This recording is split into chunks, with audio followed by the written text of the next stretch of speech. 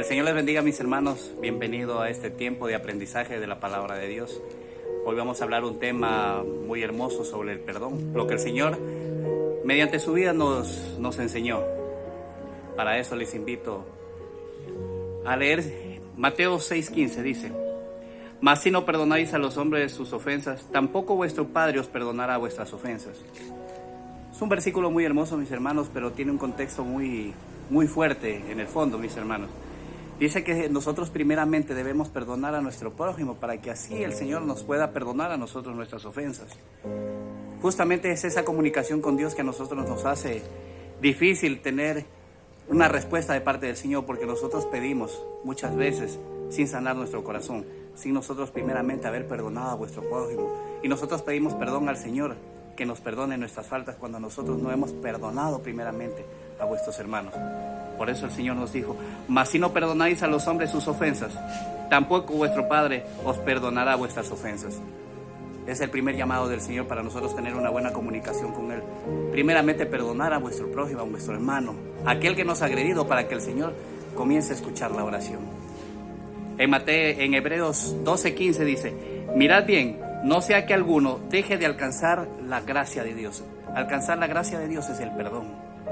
Mirad bien, no sea que alguno deje de alcanzar la gracia de Dios, que brotando alguna raíz de amargura os estorbe, y por ella muchas sean contaminadas. Mis hermanos, esa amargura estorba, esa falta de perdón al prójimo estorba. Por eso el Señor nos dijo así: mirad bien, no sea que alguno deje de alcanzar la gracia de Dios. La gracia de Dios es el perdón de Él. Y dejamos de alcanzar esa gracia cuando nosotros tenemos una amargura que nos estorba, mis hermanos. En Isaías 43:25 dice: yo soy el que borro tus rebeliones por amor de mí mismo, y no me acordaré de tus pecados.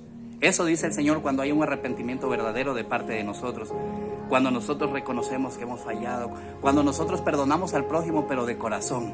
Ahí dice eso el Señor: yo soy el que borro tus rebeliones por amor de mí mismo, y no me acordaré de tus pecados. Qué hermoso que el Señor nos diga: si no me acordaré más de tus pecados. Por eso es que el Señor nos levanta cuando nosotros nos hemos arrepentido y el Señor nos ha sacado del fondo. Él no se acuerda más.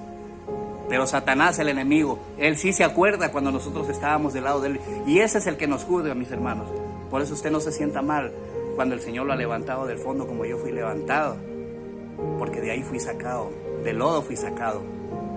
Pero el Señor ya no se acuerda porque eso quedó en el pasado. Pero Satanás es el que le dice a usted: pero este era así, asado. Él era así, porque así es Satanás. Él se acuerda, pero Dios no, porque Él ya te perdonó cuando tu arrepentimiento fue verdadero. Y cuando tu perdón es verdadero, Él también lo hace contigo. En Marcos 11:25 dice: y cuando estéis orando, perdonad si tienes algo contra alguno. Por eso dice, si tú vas a comenzar a orar, primeramente perdona si tienes algo contra alguien, para que el Señor pueda escucharte. Y cuando estéis orando, perdonad si tenéis algo contra alguno, para que también vuestro Padre que está en los cielos os perdone a vosotros vuestras ofensas.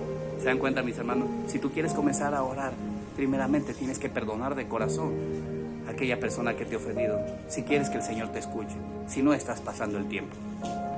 En Mateo 18:21 al 22 dice: entonces se le acercó Pedro y le dijo: Señor, ¿cuántas veces perdonaré a mi hermano que pecare contra mí? ¿Hasta 7? Jesús le dijo: no te digo hasta 7, sino aún hasta 70 veces 7. ¿Qué significa? Que el ser humano va a fallar muchas veces, que el ser humano te va a faltar muchas veces, te va a lastimar muchas veces. Pero es necesario que perdones una y otra vez, porque tú también le vas a fallar al Señor una y otra vez. Y así vas a querer que el Señor te perdone. Y así mismo nosotros tenemos que perdonar al prójimo. Mis hermanos, y qué mayor ejemplo que Jesús nos dio. En Lucas 23:34 dice: y Jesús decía: Padre, perdónalos, porque no saben lo que hacen. Y repartieron entre sí sus vestidos, echando suertes. El Señor Jesús, estando en la cruz, mi hermano, oró por ti, oró por mí, pidiendo misericordia y suplicando perdón. Mis hermanos, si el Señor Jesús, estando en la cruz, Él perdonó. En el momento en que tú no quieres perdonar a alguien, en otras palabras, lo que le estás diciendo a Jesús: es que lo de él fue más fácil y por eso pudo perdonar, y que lo tuyo es más fuerte que lo que padeció Jesús. Y eso es imposible, mi hermano. Decir que tu caso es más grave que lo que pasó Jesús y que por eso tú no perdonas, no puede ser posible. No hubo un sacrificio más grande que el que hizo Jesús en la cruz, y aún así Él perdonó, suplicó por ti y por mí. ¿Quiénes somos nosotros para no perdonar al prójimo? ¿Somos mejores que Jesús? No, mi hermano. Que esta palabra, mi hermano, haya caído en buena tierra y dé fruto al 30, al 60 y al 100 por uno. Que el Señor te bendiga.